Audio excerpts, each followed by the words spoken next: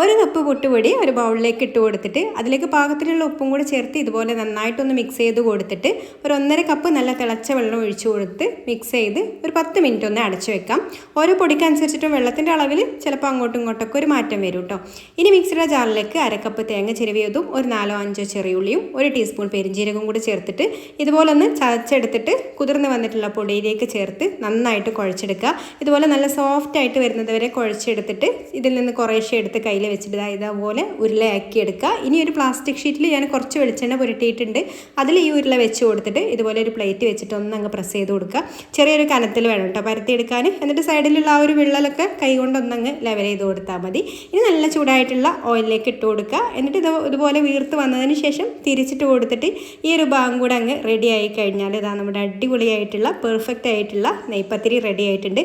ഇഷ്ടമായിട്ടുണ്ടെങ്കിൽ ലൈക്ക് ചെയ്യാനും കൂടുതൽ റെസിപ്പീസിന് പേജ് ഫോളോ ചെയ്യാനും മറക്കല്ലേ.